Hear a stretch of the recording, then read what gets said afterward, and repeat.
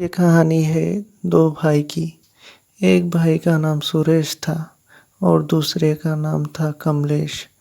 सुरेश शहर में रहता था और छोटी मोटी व्यापार ही करता था। बड़े भाई कमलेश गांव में रहता था और खेती बाड़ी को ही देखता था। सुरेश चाहता था अपना व्यापार को बढ़ाने के लिए।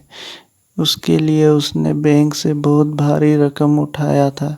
उठा करके अपने व्यापार पर सारा पैसा लगा दिया था, लेकिन उसका पूरे के पूरे पैसे डूब गए।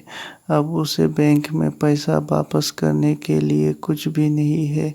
अगर वो 10 दिन के अंदर पैसा वापस नहीं करता है तो उस पर केस लग जाएगा और जेल हो जाएगा उसका।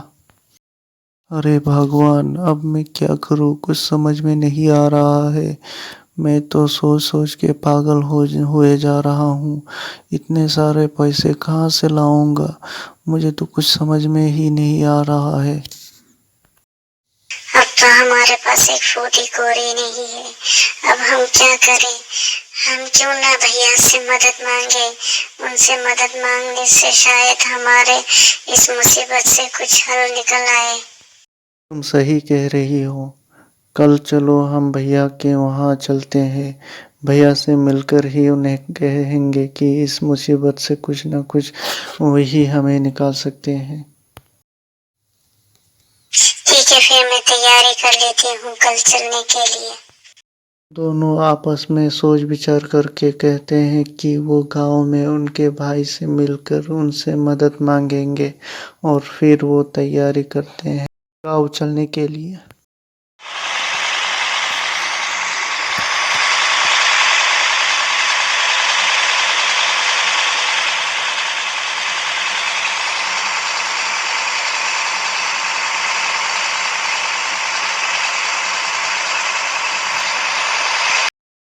चलो चलते हैं, इस तरफ से जाना होगा हमें। सुरेश और उसकी बीवी कमलेश से मिलने के लिए शहर से गांव में आ जाते हैं।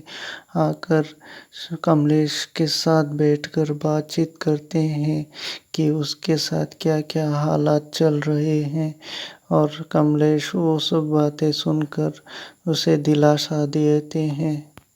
अरे भाई, तुम्हारे साथ इतनी बड़ी घटना हो गई है, तुमने पहले हमें क्यों नहीं बताया? अगर तुम मुझे बताते तो मैं तुम्हारे वहां पर आता और तुम्हें कुछ सलाह देता, तब तुम्हारे साथ शायद ऐसा ना हो पाता। भैया, आप सही कह रहे हैं, लेकिन क्या करूं, मेरी फूटी किस्मत। मैंने तो सोचा था बैंक से लोन लेकर अपने व्यापार को बढ़ा लूंगा, लेकिन ये तो मेरे सर पर पड़ गई। बैंक से तुमने कितना लोन लिया? वो तो हमें बताया ही नहीं तुमने।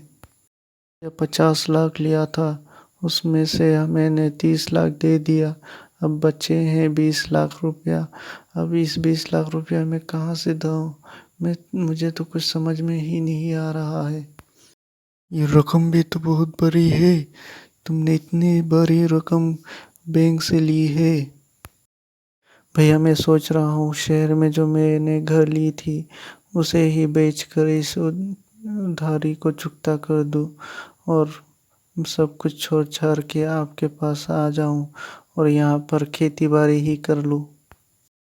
अरे भाई, तुम्हारे इतने सालों के मेहनत को भी इस तरह पानी फेर दोगे? कुछ तो उपाय होगा। ठहरो जरा, मैं कुछ देखता हूँ यहाँ वहाँ बातचीत करके। अगर किसी से कोई मदद ना मिले तो मैं सीधा लाला चंपक के वहाँ जा कर के अपने जमीन को गिरवी रख दूंगा। उस जमीन के बदले हमें 20 लाख रुपया और मिल जाएंगे, जिससे तुम्हारा कर्ज चुकता हो जाएगा। अब इतनी चिंता करने की कोई बात नहीं, कुछ ना कुछ हो जाएगा। दोनों भाई बातचीत करके उसके बाद कमलेश चले जाते हैं लाला चंपक के वहाँ पर। लाला जी, मैंने आपसे कहा था ना जमीन के बारे में, ये वही जमीन है जिसके बदले में मैं आपसे पैसे मांग रहा हूँ। मुझे 20 लाख रुपए की सख्त ज़रूरत है। अगर आप मुझे 20 लाख रुपया देते हैं तो ये सारी ज़मीन मैं आपको गिरवी रखने के लिए दे रहा हूँ। वो तो ठीक है कमलेश, लेकिन मेरी एक शर्त है। अगर तुम वो शर्त को मंजूर होते हो तो ही मैं तुम्हें पैसे दूंगा। ये ज़मीन मैं लूंगा, लेकिन अगर तुम ये ज़मीन 20 साल के अंदर वापस नहीं ली पाई तो ये ज़मीन मेरी हो जाएगी।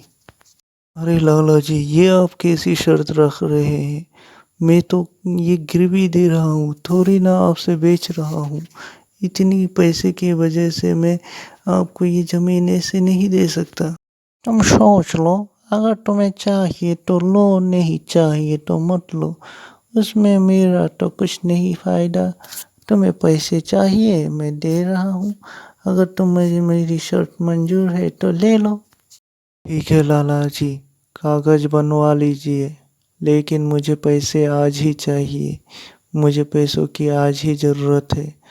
अगर आप आज दे पाए तो ही कागज़ बनवाइएगा। ठीक है, तुम्हें पैसे आज ही मिल जाएंगे। कमलेश लाला के साथ बातचीत करके वापस घर आते हैं और अपने भाई सुरेश को सारी बात समझाते हैं कि उसने किस तरह लाला से इस ज़मीन की सौदा की है 20 लाख रुपया में।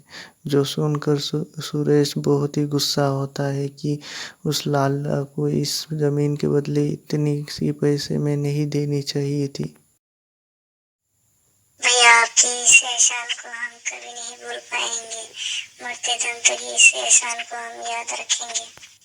कमलेश लाला से पैसे लाकर सुरेश को दे देता है और देकर कहता है कि उस लोन को चुकता कर देने के लिए। सुरेश उस लोन को चुकता करने के लिए उसके भाई को बहुत बहुत शुक्रिया कहता है और चारों आपस में बातचीत करते हैं। और सुरेश निकलने के लिए अपने भाई को कहता है कि मैं चल रहा हूँ। कमलेश और उसकी बीवी सुरेश और उसकी बीवी को छोड़ने के लिए बस स्टैंड तक आते हैं और चारों आपस में बातचीत करके मेल मिलाप करके विदा करते हैं।